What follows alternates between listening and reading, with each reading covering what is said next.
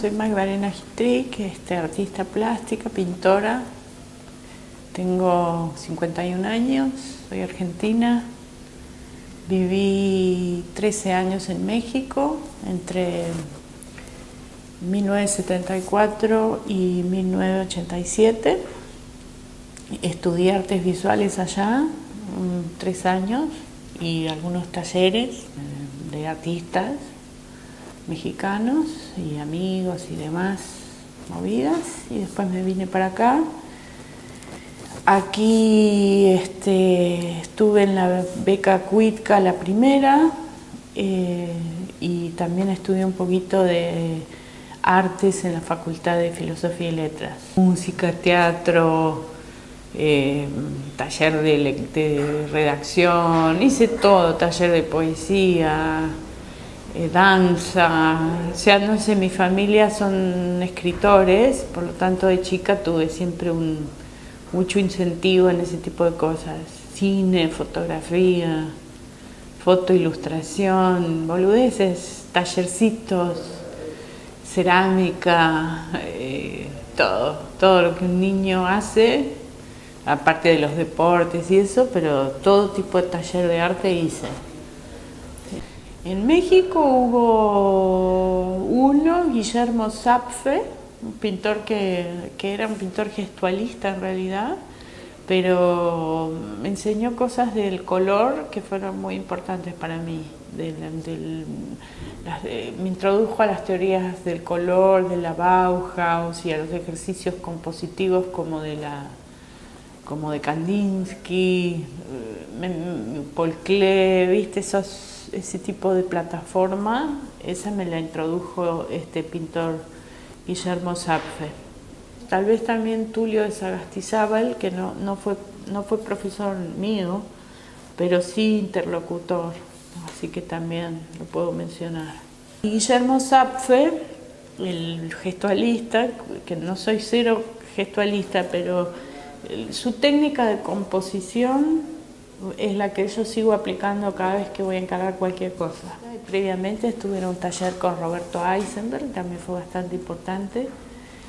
No tanto en el taller, sino una etapa de conversaciones después. Fue muy importante para mí, él. Y bueno, Víctor Gripo, me parece que después digo, acá también se puede ver, ¿no? Sí. Ese rastro de Víctor Gripo. Sí, eso es loco, quizás todo, no sé los demás artistas, pero sí hay un momento en donde surge esa genealogía en lo cotidiano, como que están. Y si yo pudiera clasificar mi propia obra, diría que la historia del socialismo sería como el eje. En el mundo de las asambleas estaba muy interrelacionado con movimientos de todo tipo, y la sociología de ese momento hablaba de 3 fenómenos: las asambleas populares, las fábricas recuperadas y los movimientos de desocupados, los piqueteros. Esos eran los 3 sujetos nuevos del 2002. O sea, no nuevos porque esto se venía, algunas fábricas se habían recuperado en el año 2001 o antes. INPA me parece que va por ahí, 2001, Sanón, Bruckmann, la gráfica Patricios, sí. Bueno, en todo el país había hasta una fábrica de helados, había pizzerías, ahora mi tío... Y ahí lo llamaban. Claro, no es que nos llamaban, es que por ahí los delegados de esa fábrica iban a todas las asambleas a pedir apoyo. Por ejemplo, los de Bruckmann, el delegado, los delegados y delegadas, porque había mujeres también, son muchas mujeres, porque eran costureras, pero había un delegado Yuri, un boliviano, que venía de Bolivia, por lo tanto tenía mucha experiencia en movimientos sociales. Entonces Yuri fue articulador de todas las asambleas con Bruckmann. Entonces el 1 de mayo de 2002 fuimos convocados por Yuri. Hicimos un acto en la asamblea, ahí frente a la fábrica, y estampamos ahí motivos. La gente se sacaba la remera y nosotros estampábamos. Mientras tocaban bandas, bueno, fue un acto muy lindo. Además, el 1 de mayo mismo no se celebraba en Argentina hacía años. O sea, había ñoqueada de la CGT por ahí con Menem en la boca, no sé si se acuerdan. Hacían ñoquis y eso era todo. Y había una celebración, bueno, conmemoración en Plaza Miserere de los anarquistas, en Plaza 11, que era tradicional, es tradicional. De hecho, yo ahí fui que me vinculé después, en los 90, fui a un 1 de mayo en Plaza 11 y me terminé vinculando con la Federación Libertaria. Hay partes que son el color, la forma, la composición, cosas que te hablé recién. Y luego está el socialismo, la historia del socialismo como idea que viene del siglo XIX, y un poco también la pintura mía, no sé si viene del XIX, por ahí posterior, pero como que la idea de la independencia del arte respecto de la iglesia y respecto de muchas cosas viene junta con todo, con el capitalismo, el socialismo, o sea, son siglo XIX y siglo XX son los que influyen en mi pintura. Y entonces el hilo conductor sería las ideas del socialismo. Luego hice otra exposición, creo que hice una exposición previa que se llamaba Revueltas, y en Revueltas, si bien toda la pintura era abstracta, los títulos hacían referencia a ciertas revueltas. De hecho, en los 90s, y un poco está pasando ahora, es como que la idea de revuelta es una cosa extraordinaria, ilegal, inaceptable, insostenible, todo, y sin embargo toda la historia se construyó a partir de esas revueltas. Entonces, ya en esa muestra del 97 fue, me parece, yo como que protestaba contra esa idea neoliberal que en esa época se llamaba el fin de la historia, ¿te acordás? Entonces, el fin de la historia me ha parecido la pavada intelectual más grande, el fraude intelectual más grande, que lamentablemente ahora intentan demostrar que no hay historia. Por eso cuando se habla, qué sé yo, de los mapuches, se dice que ni siquiera son argentinos, que ni siquiera existen. Si pudieran decir que no existen, lo dirían. Por eso me divierte esta muestra tan encima soviética, que es como decir el diablo, más o menos, ¿no? Me gusta eso, digamos, como mi temática tiene que ver con eso. Y digamos que la voy a mantener siempre, me va a seguir interesando en tanto sigue existiendo ese intento de borramiento, del borramiento de la reflexión de las causas y los efectos de las cosas, ¿no? Un colectivo de artistas que se formó en un momento dado, en el cual yo formaba parte. No es que lo fundé yo, que dije voy a hacer esto, sino que fue una especie de también una circunstancia histórica que nos juntó y dijimos hagamos.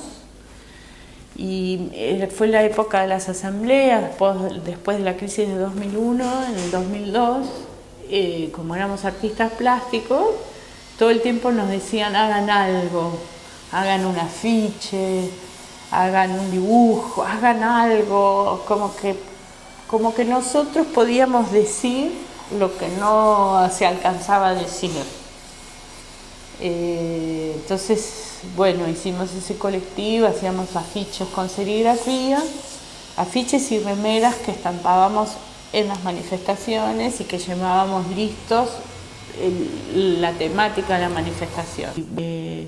Y en el 2001, en la muestra de la Federación Libertaria, había mucho tema 1 de mayo, como el origen de la fecha, la jornada de 8 horas y demás. Entonces, claro, todos los 90, el 1 de mayo era una fecha que había actos pequeños y sobre todo de movimientos sindicales más de izquierda. Porque además el peronismo instauró que era la fiesta del trabajo y eso quedó como fiesta, por eso lo de los ñoquis, o de una fiesta. Y incluso el comunismo también lo instauró como fiesta, con desfiles y cosas. En el 2007, que se llamó Fondo de Huelga, que ahí estaba todo eso estetizado de una manera más, ¿cómo dijiste? Alegórico, sino más abstracto, más metafórico, más completo. Se llamaba Fondo de Huelga, que el Fondo de Huelga es un juego de palabras, porque por un lado el fondo de huelga es lo que hacen los miembros de un sindicato para juntar dinero. También estaba la cosa de figura fondo, en una discusión de artes visuales acá, de los 90, que fue muy vigente, sobre fondo y figura, disolverlos, como el arte muy decorativo de los 90, decía que no había más fondo y figura, que era todo una cosa plana al mismo nivel. Entonces yo polemizaba con eso, que como mi pintura quedaba muy antigua porque era fondo y figura, y luego también me gustaba la idea del telón de fondo es una huelga y después vienen los cambios sociales, ¿no? O sea, por ahí empieza con una huelga. Creo que la Revolución Rusa empezó un poco así, o sea, como que hay momentos que estalla algo a raíz de siempre como telón de fondo hay una huelga. Sí, porque tuve oportunidad de ver una exposición de suprematismo, me parece que fue en el 95, 94, y fue liberador porque todas las taras o los complejos que yo tenía a nivel técnico, a nivel de que obra improvisada, u obra incoherente, u obra miles de cosas, cuando vi las pinturas de toda esta gente, como que me liberó por completo para pintar de cualquier manera, digamos. Esa es la virtud que tiene la vanguardia, que es una puerta abierta. También esa misma idea de los 90, del fin de las vanguardias y del odio de la vanguardia, llamado transvanguardia, o post, no sé qué, postmodernismo, el postmodernismo, ¿qué era?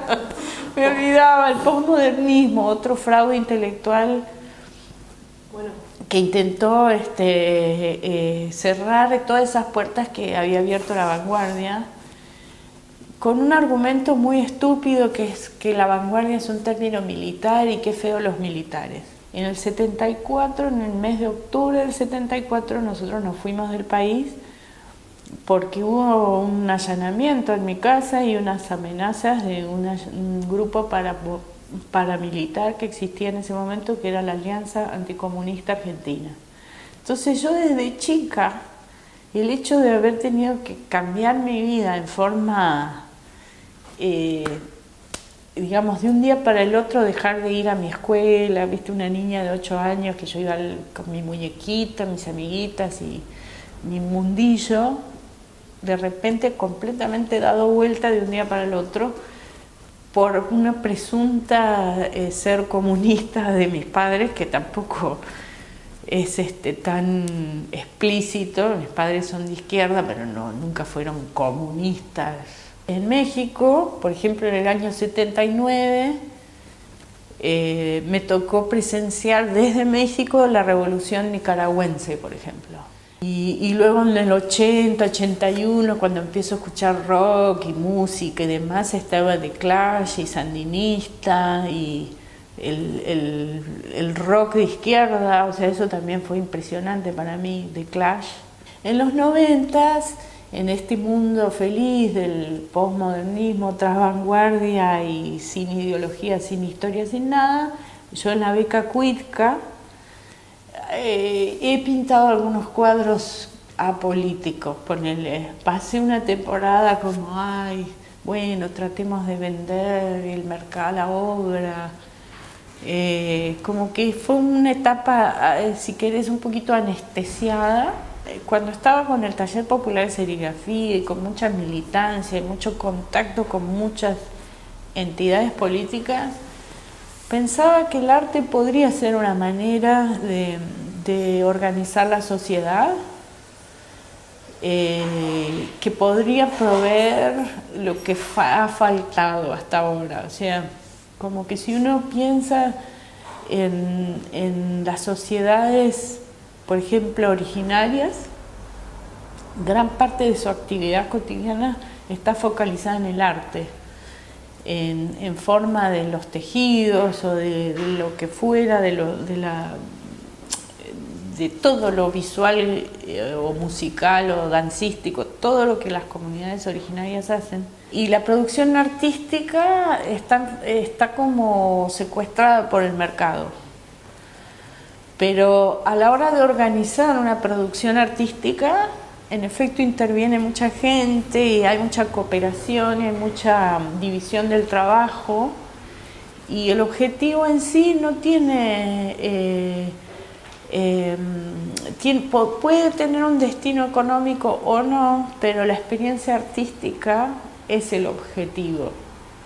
Y esa experiencia artística es sanadora para todos, para el que la produce y para el que la recibe. Creo que en el transcurso del tiempo alguien va a estudiar este periodo y va a tratar de preguntarse qué pasó, por qué hubo tal muro, cuando ha habido una respuesta tan masiva, porque imagínate las madres de Plaza de Mayo en 1980, solas. No es lo mismo ahora hay miles de personas y es la misma respuesta. Entonces, el arte político surge de necesidades internas, de necesidades sociales, y puede tener efecto como puede no tenerlo en el presente. Y de los curadores, o sea, la verdad que soy muy, muy afortunada en cuanto a que todos los curadores historiadores del arte de aquí y varios de América Latina importantes me siguen. Entonces eso me da una tranquilidad, y a los galeristas también, porque cuando cerró Davat Torrejón enseguida entré a una galería muy comercial que es la de Ignacio Liprandi, con la cual por suerte ahora cerró la galería. Entonces ahora de nuevo quedé en un estado autogestivo. Lo de la venta se ha vendido mucho mi obra, o sea, increíblemente, de un modo, toda esta especie de rebelión mía contra el posmodernismo, el mercado del arte me fue aplacando, en el sentido de que me fue bien comercialmente, con lo cual hay veces que siento que mi obra pierde legitimidad. Ahora estoy en un proceso como de tomarme un tiempo para volver a producir obra que sea más, como yo la siento, necesito que sea más genuina para que ese destino comercial no esté incidiendo en la concepción de la obra. Ahora, aquí, ¿qué tendrías que lograr? Que la economía del arte no fuera en negro, por ejemplo.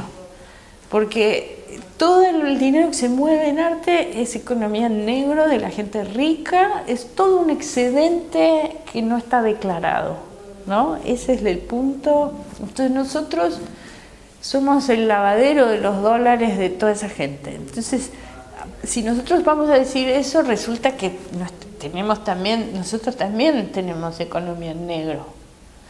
Entonces nadie va a salir a decir, no quiero que me den más dólares en negro. O sea, es muy difícil. Es igual al narcotráfico, el mercado internacional del arte. Es igual, salvo que no vendemos drogas. Pero vas en el aeropuerto, en los aeropuertos del mundo, con obras enrolladas y todo, y no vas como con un pullover.